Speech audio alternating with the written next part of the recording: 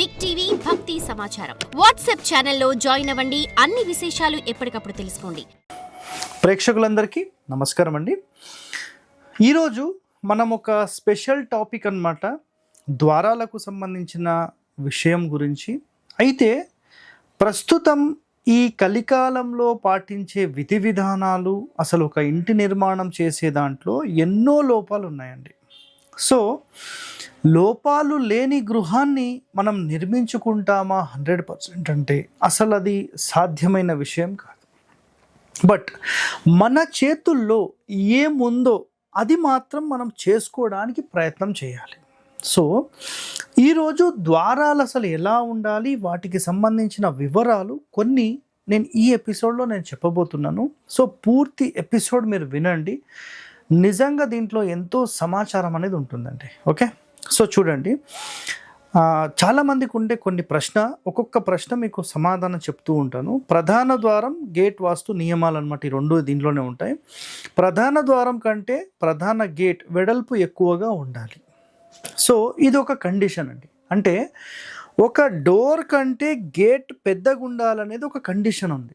అది ఎందుకు చెప్పబడింది అంటే గుర్తుపెట్టుకోండి, ప్రధాన ద్వారం ఎంతైతే ఉందో దాని ఆపోజిట్లో గనక కొంచెం చిన్నది పెట్టినప్పుడు ఈ ద్వారానికి ఏదైనా వాటి యొక్క మూలలు పోట్లు పడే అవకాశం ఉంటుంది. కాబట్టి ఏం చెప్పారంటే ద్వారానికి ఎలాంటి అడ్డంకి లేకుండా ఫ్రీ ఫ్లో ఎనర్జీ ఉండే విధంగా ఈ డోర్ కంటే గేట్ అనేది కొంచెం వైడ్గా తీసుకోమని చెప్పారు. ఇది ఒకటో నియమం.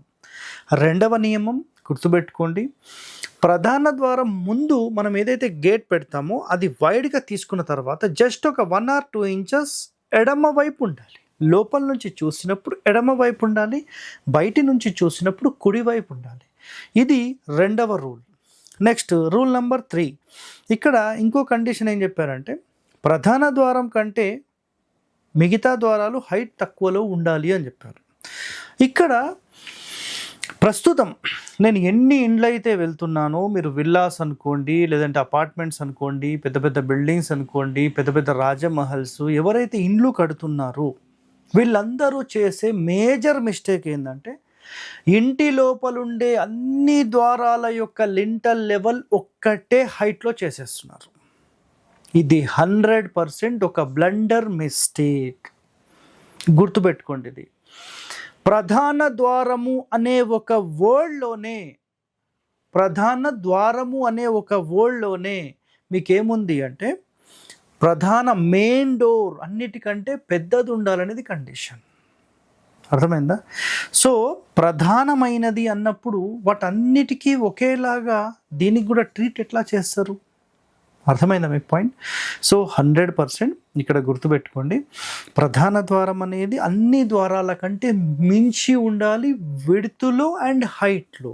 అండ్ ఇంకో మాట గుర్తుపెట్టుకోండి, ప్రధాన ద్వారం యొక్క కమ్మీలు అనేవి ఏవైతే ఉంటాయో అవి విడ్త్ ఎక్కువ ఉండాలి, లెంత్లో ఎక్కువ ఉండాలి. అండ్ గడప ఉంటుంది కదండి, అన్ని గడపల కంటే ఈ గడప ఎత్తులో ఉండాలి.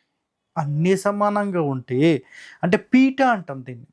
యాక్చువల్గా మెయిన్ డోర్ యొక్క పీట అంటే మీకు ఫ్రేమ్ మొత్తం ఉంటుంది కదా, ఇట్లా ఫ్రేమ్, ఆ ఫ్రేమ్లో కింది భాగం ఉంటుంది. ఆ కింది భాగం అనేది హైట్ ఎక్కువ ఉండాలి.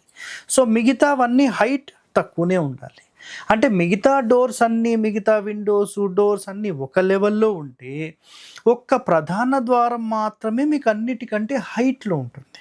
సో వీటికి సంబంధించిన నియమాలు మీరు నిజంగా తెలుసుకోవాలని భావిస్తే వాస్తు రఘువీయంలో 138వ పేజ్ నంబర్లో వీటికి సంబంధించిన పూర్తి వివరణ విత్ శ్లోకాలతో సహా ఉంది.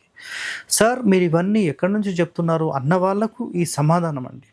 సో శాస్త్రంలో ఎన్నో కండిషన్స్ ఉన్నాయి. నిజంగా మీరు తెలుసుకోవాలని భావన ఉంటే రీసెర్చ్ చేయండి. మన మహర్షులు చెప్పినవండి, నేనేం కల్పితం కాదు కదా, అర్థం చేసుకోవాలి మీరందరూ. సో నెక్స్ట్ ఇక్కడ పాయింట్ చూడండి, ప్రధాన ద్వారం అన్ని ద్వారాల కంటే పెద్దది ఉండాలి, అది చెప్పేసుకున్నాం. ఇంటి నుండి బయటకు వెళ్ళే ద్వారాలు 1 ఉంటే ఐశ్వర్యము. సో మన ఇంటి నుంచి బయట గేట్లోకి వెళ్ళడానికి అసలు ఎన్ని ద్వారాలు ఉండాలంటే ఒకటే ఉండాలి. అది ఐశ్వర్యము, అన్నిటికంటే ఉత్తమమైనది. అర్థమైందా? 2 భోగభాగ్యాలు అని ఉంటుంది. ఇక్కడ ఏముంది? రైట్, 2 ఉంటే భోగభాగ్యాలు. 3 అయితే మంచిది కాదు. సో ఇక్కడ సింపుల్గా చూడండి సార్, 2 ద్వారాలంటే మీరు ఏ విధంగా మాట్లాడుతున్నారు అనే ప్రశ్న రావచ్చు. ఒక తూర్పు ఫేసింగ్ తీసుకున్నాం అనుకోండి. తూర్పు ఫేసింగ్ తీసుకుంటే మెయిన్ డోర్ అనేది సెంటర్లో పెట్టాం, ఈశాన్యం నుంచి 2వ స్థానంలో సబ్ డోర్ పెట్టాం. కేవలం ఈ 2 ద్వారాలు మాత్రమే అలౌడ్. ఎప్పుడు అలౌడ్? ఇల్లు పెద్దదిగా ఉన్నప్పుడు. చిన్న చిన్న ఇళ్ళకు మేము 2 పెట్టుకుంటామంటే కాదండి. అర్థమైందా? సో ఇక్కడ గుర్తుపెట్టుకోండి, మెయిన్ డోర్ వైపు ఉన్నది ప్రధానమైనది అండ్ సబ్ డోర్స్ అంటే మిగతావన్నీ వస్తాయి. ఈ ఈశాన్యం నుంచి 2వ స్థానం కూడా సబ్ డోరే, మళ్ళీ దానికి కూడా ప్రశ్న రావచ్చు.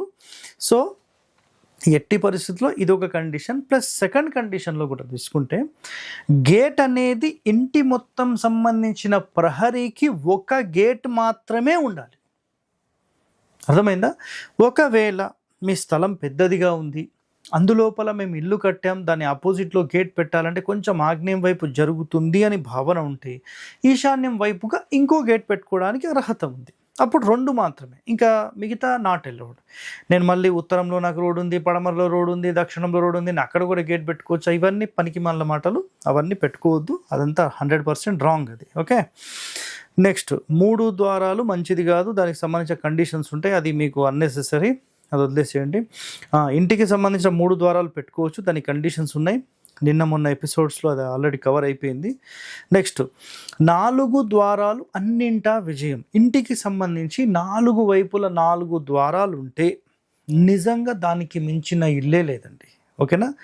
4 డోర్స్ హరివాస్తు అని మీరు యూట్యూబ్లో సెర్చ్ చేయండి, మీకు చాలా ఎపిసోడ్స్ వస్తాయి. దాన్ని విజయ గృహం అంటాం మనం. ఓకే, సో నెక్స్ట్ ప్రధాన ద్వారం ఎత్తు కంటే అటు రోడ్, ప్రధాన ద్వారం ఎటు ఉంటే అటు రోడ్ మంచిది, ఇంటి వెనక మంచిది కాదు. సో గుర్తుపెట్టుకోండి, కొన్ని ఇండ్లు పడమర ఫేసింగ్ వాళ్ళు ఏం చేస్తారంటే పడమర రోడ్ ఉన్నప్పుడు పడమరలో ప్రధాన ద్వారం పెట్టుకోవడానికి ఇష్టపడరు. సో సెకండరీ ఆప్షన్ కింద ఉత్తరం పెట్టుకోవచ్చు, నో ఇష్యూ. బట్ ఎట్టి పరిస్థితుల్లో తూర్పులో ప్రధాన ద్వారం పెట్టద్దు. అంటే ఇంటి వెనకాల పెట్టడం, దీనిని ప్రత్యక్షయ అంటారు. మీరు కావాలంటే దీనికి సంబంధించి ప్రత్యక్షయ హరివాస్తు అని వీడియో ఉంది, లేదంటే హీనబాహు ప్రవేశం హరివాస్తు అనే వీడియో ఉంటుంది, అది చూడండి, మీకు రిఫరెన్స్. దాంట్లో వీటికి సంబంధించిన పూర్తి రహస్యాలు ఉన్నాయి. సో ఇంటి వెనకాల ప్రధాన ద్వారం ఎప్పుడు కూడా పెట్టకూడదు. మెయిన్ డోర్ ఎక్కడుందో అటువైపే రోడ్ ఉండేలాగా మీరు చూసుకోండి, అది అన్నిటికంటే ఉత్తమమైనది. ఓకే, సో నెక్స్ట్ పాయింట్ ఇక్కడ చూస్తే ఇంటికి దారి వంకర తింకరులుగా ఎట్టి పరిస్థితుల్లో ఉండొద్దు అని చెప్పేశారు. అంటే మన ఇంటికి వచ్చే దారి అనేది స్ట్రైట్గా ఉండాలి. నేను ఇటు మూలకి వెళ్ళి ఆ చెట్టు పక్క నుంచి అలా అలా అలా ఇంటికి వచ్చేలాగా ఉండొద్దు. అంటే ఎప్పుడైతే మన ఇంటికి స్ట్రైట్ రోడ్ ఉంటుందో మన ఇంటికి వచ్చే ఎనర్జీ, అంటే లక్ష్మీదేవి ఇంటికి వస్తుంది అని మాట్లాడతాం. అంటే ఏదైనా సరే మనకు ఒక మంచి, లేదంటే ఒక మంచి ఎనర్జీ మన ఇంటిలోకి వస్తుంది అంటే అదే లక్ష్మీదేవితో సమానమైనది. అయితే వీటన్నిటికీ పోల్చి, అంటే పోలిక ఏం చేస్తారంటే లక్ష్మీదేవి అంటారు. అంటే మంచి రావడాన్ని మనం లక్ష్మీదేవి అంటాం అన్నమాట. సో అలాంటి వంకర తింకరలు లేని ఒక మంచి గృహాన్ని మీరు నిర్మించుకుంటే 100% మీరు సక్సెస్లో ఉంటారు. సో మరిన్ని రహస్యాలు పార్ట్ 2 వీడియోలో మనం తెలుసుకుందాం. Stay tune to our channel. Thank you అండి. For more videos like this, subscribe Big TV channel.